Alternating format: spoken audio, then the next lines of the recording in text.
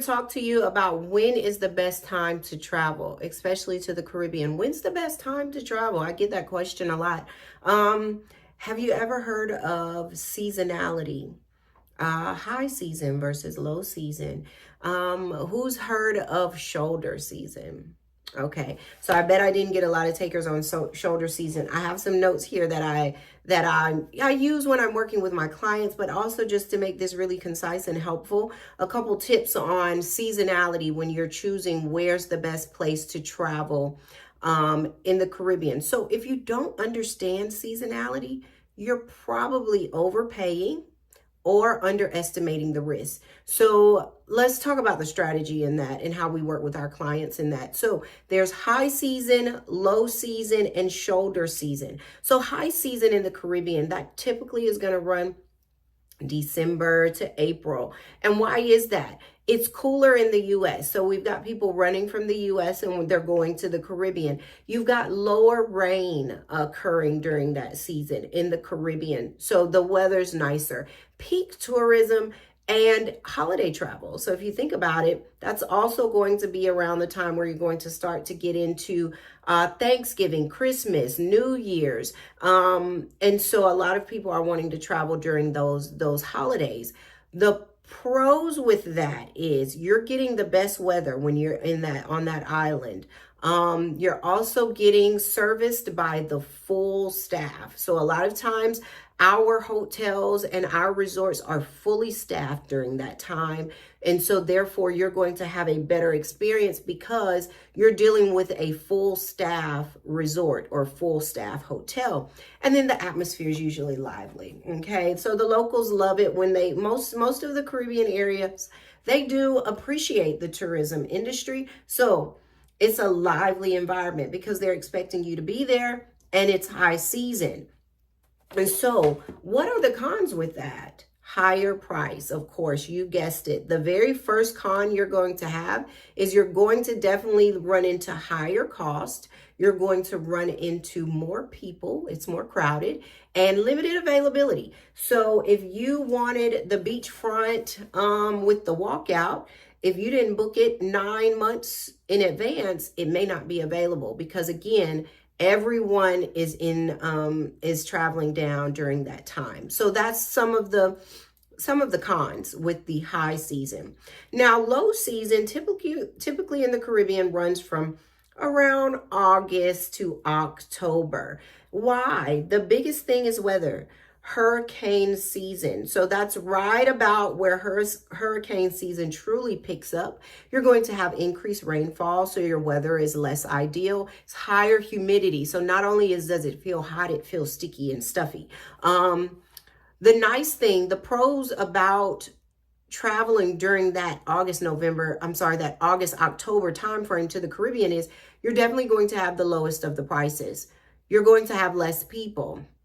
Much more flexibility. You want the beach with the walkout at the lower price. This is the time you're wanting to travel. But the cons of that are the weather can be unpredictable. So you may not see the sun. You may only experience the rain. It really just depends. There are certain areas where, for instance, Costa Rica, they have a really heavy rainy season. And if you're traveling during that low season, it's raining almost all the time. So if that's not ideal for you, then you don't want to travel during that time.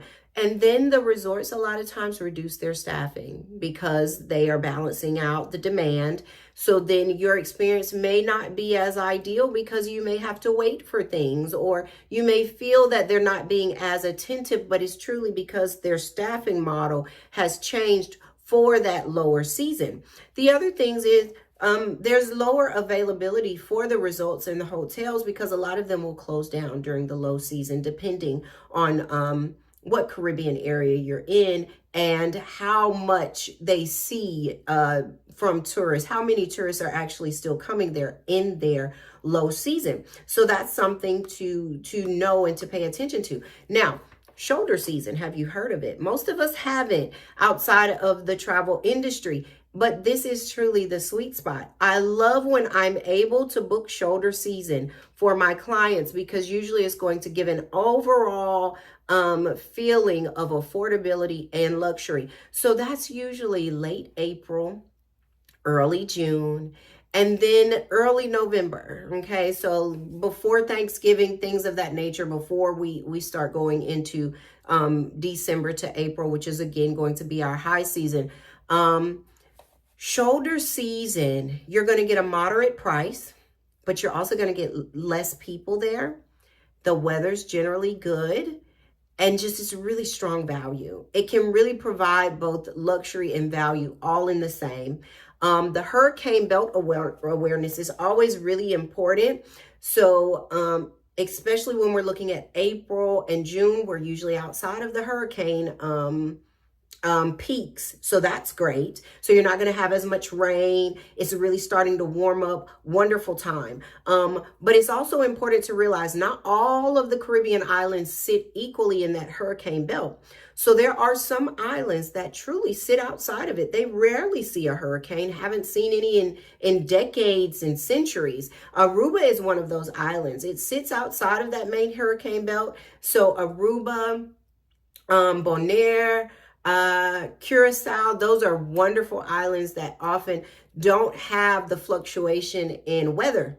And so they're a great pick for my clients. But some of the Eastern Caribbean islands are more susceptible to the hurricane. So you'll want to be aware of that. So in closing, truly the best time to travel isn't universal. It depends on your needs, but you really want to understand your risk tolerance, your budget, your flexibility, and your purpose. And especially when you're traveling in, you want to go ahead and invest that small amount of money in travel insurance, especially if you're getting that great price because you're in low season. But there's a lot of things that can happen in low season. So you want to be sure that you're padding that investment appropriately.